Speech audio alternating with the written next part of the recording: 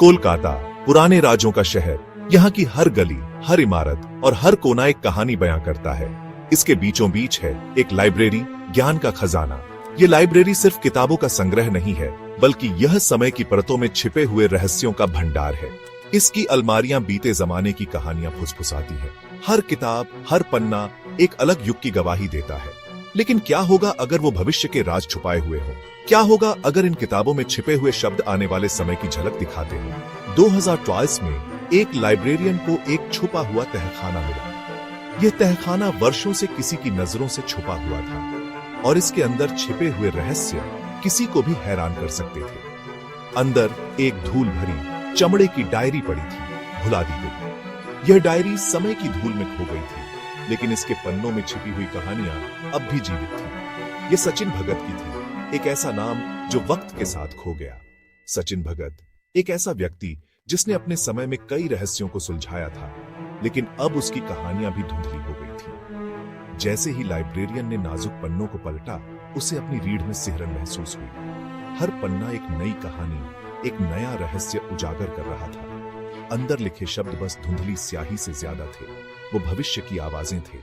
वो शब्द एक ऐसे समय की गवाही दे रहे थे जो अभी आया नहीं था, लेकिन आने वाला था।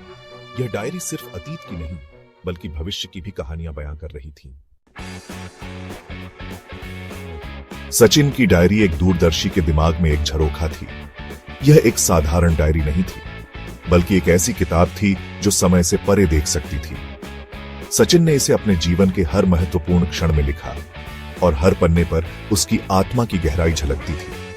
1920 के दशक में लिखी गई। इसमें उसके विचार, उसके सपने, उसके डर दर्ज थे। हर पन्ना उसके जीवन की एक कहानी कहता था और हर शब्द में उसकी भावनाओं की गहराई थी। सचिन ने अपने समय के समाज, राजनीति और विज्ञान के बारे में भी लिखा, लेकिन आम बातों के बीच कुछ ऐसी भविष्यवाणियां थीं जो हैरान करने वाली थीं। ये भविष्यवाणियां इतनी सटीक थीं कि उन्हें पढ़ने वाला हर व्यक्ति चौंक जाता था। सचिन ने अपने समय से बहुत आगे की बातें लिखी थीं, जो आज भी हमें सोचने पर मजबूर कर देती हैं। उसने एक महायुद्ध के बारे में लिखा जो पूरी दुनिया को अपनी चपेट में ले लेगा, एक दूसरा विश्व युद्ध। सचिन ने इस युद्ध के बारे में इतनी विस्तार से लिखा था कि ऐसा लगता था जैसे वह खुद उस समय में मौजूद था। उसने युद्ध के कारणों, परिणामों और इसके प्रभावों के बारे में भी लिखा। उसने भारत को आजादी मिलते हुए देखा। सचिन ने भारतीय स्वतंत्रता संग्राम के हर महत्वपूर्ण क्षण को अपनी डायरी में दर्ज किया। उसने उन नायकों के बारे में लिखा जिन्होंने इस संघर्ष में अपना सब कुछ न्योछावर कर दिया। उसकी डायरी में उन दिनों की भावनाओं और संघर्षों की झलक मिलती है। उसने हैरान करने वाली डिटेल के साथ भारत के चंद्रयान मिशन का भी वर्णन किया, जो उसके समय में कल्पना से परे था। सचिन ने अंतरिक्ष यात्रा के बारे में इतनी सटीक जानकारी दी थी कि यह किसी चमत्कार से कम नहीं था। उसने उन तकनीकों और वैज्ञानिक उपलब्धियों के बारे में लिखा जो उसके समय में असंभव लगती थी। हर भविष्यवाणी सावधानी से लिखी गई। जिसने इसे भी पढ़ा उसे अविश्वास में डाल दिया। सचिन की डायरी एक रहस्य थी, एक ऐसा रहस्य जो आज भी अनसुलझा है।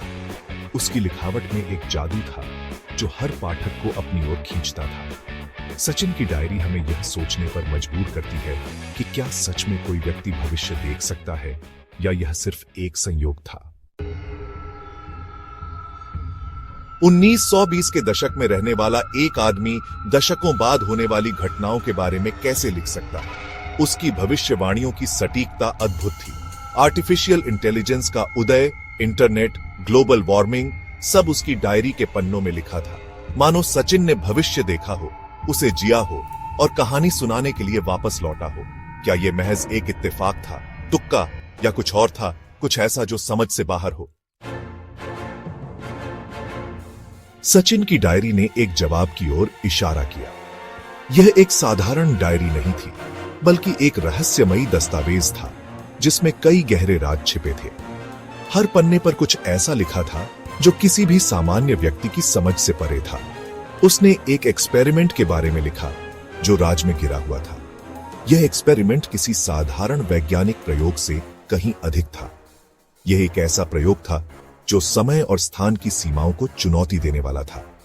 द ब्लैक रूम एक्सपेरिमेंट, उसने इसे कहा, एक ऐसी मशीन बनाने की कोशिश जो खुद समय को चुनौती दे सके। एक टाइम मशीन। यह मशीन समय की धारा को मोड़ने और भविष्य में झांकने की क्षमता रखती थी। सचिन ने इस मशीन को बनाने के लिए अपने जीवन के कई साल समर्पित कर दिए थे। उसकी लिखावट में वास्तविकता के ताने बाने को मोड़ने, समय यात्रा के रहस्यों को खोलने की बात कही गई थी। उसने लिखा था कि यह मशीन समय के परे जाकर अतीत और भविष्य को एक साथ जोड़ सकती है। यह एक ऐसी खोज थी जो मानवता के लिए एक नई दिशा खोल सकती थी। लेकिन फिर लिखावट अचानक रुक गई। ऐसा लगा जैसे सचिन ने अचानक अपने शोध को रोक दिया हो। डायरी के पन्ने अधूरे रह गए और कई सवाल अनुत्तरित रह गए। क्या सचिन को किसी ने रोका या फिर कुछ और हुआ? सचिन भगत बिना किसी निशान के गायब हो गया। उसके गायब होने के बाद किसी ने उसे नहीं देखा। उसकी लैब खाली पड़ी थी और उसके सभी उपकरण वहीं थे, लेकिन सचिन का कोई अता पता नहीं था। क्या उसका एक्सपेरिमेंट कामयाब रहा? क्या सचिन ने वास्तव में समय यात्रा की या फिर वह किसी अनजानी मुसीबत में फंस गया? यह सवाल आज भी अनुत्तरित है।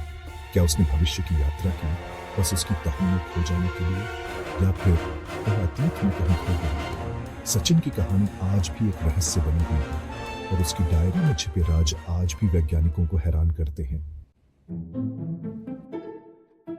यह संभावना इतनी लुभावनी थी कि इसे नजरअंदाज नहीं किया जा सकता था। क्या सचिन भगत ने टाइम ट्रैवल का कोड क्रैक कर लिया होगा और खुद को ऐसे भविष्य में फंसा हुआ पाया होगा जहां वो कभी था ही नहीं? अपने समय में फंसा हुआ, वापस ना आ पाने वाला, अपनी भविष्यवाणियों को पूरा होते देखने के लिए अभिशप्त। क्या यही उस आदमी का भाग्य था जिसने समय के नियमों को चुनौती देने की हिम्मत की? सेक्शन 6, एक छुपा हुआ जीनियस या कोई और व्याख्या थी? शायद सचिन टाइम ट्रैवलर नहीं था, बल्कि अपने समय से बहुत आगे का जीनियस था। उसकी डायरी उसकी बुद्धिमत्ता का प्रमाण। हो सकता है कि उसके पास रुझानों का विश्लेषण करने, डेटा का अनुमान लगाने, वहां पैटर्न देखने की अद्भुत क्षमता रही हो जहां दूसरे लोग अराजकता देखते थे। उसकी भविष्यवाणियां भविष्य की झलकियां नहीं, बल्कि सावधानी पूर्वक गणनाओं का परिणाम थीं। एक ऐसे दिमाग का जो ब्रह्मांड की जटिलताओं को सुलझा सकता था। सेक्शन 7, इत्तेफाक या कैलकुलेशन। फिर भी संदेह बना रहा। क्या केवल बुद्धि इतनी सटीकता के साथ भविष्य की भविष्यवाणी कर सकती है, या यह सब असाधारण संयोगों की एक श्रृंखला थी? घटनाओं का एक आकस्मिक संरेखण, पासा का एक ब्रह्मांडीय रोल? जवाब के लिए बेताब मानव मन असंभव से जूझ रहा था। सेक्शन 8, रहस्य बना हुआ है। सचिन भगत की डायरी एक पहेली बनी हुई है। अतीत का एक पहेली बॉक्स जिसके पन्नों में भविष्य के राज छिपे हैं। क्या सचिन भगत ने वास्तव में समय के माध्यम से यात्रा की थी, या वह असाधारण दृष्टि वाला व्यक्ति था? इसका जवाब समय की रेत में खो गया है। उसकी कहानी इस बात की कड़ी याद दिलाती है कि हम ब्रह्मांड और उसके रहस्यों के बारे में कितना कम जानते हैं। सेक्शन 9, आप क्या करते? जरा सोचिए, खुद को लाइब्रेरियन की जगह पर। आपके हाथ में एक धूल भरी डायरी, अनजान भविष्य की फुसफुसाहट। क्या आप इसे किसी पागल की बकवास कहकर खारिज कर देंगे, या आप सचिन भगत की तरह असंभव का पीछा करने की हिम्मत करेंगे? इसका जवाब मेरे दोस्त आपकी अपनी कल्पना के गलियारों में है।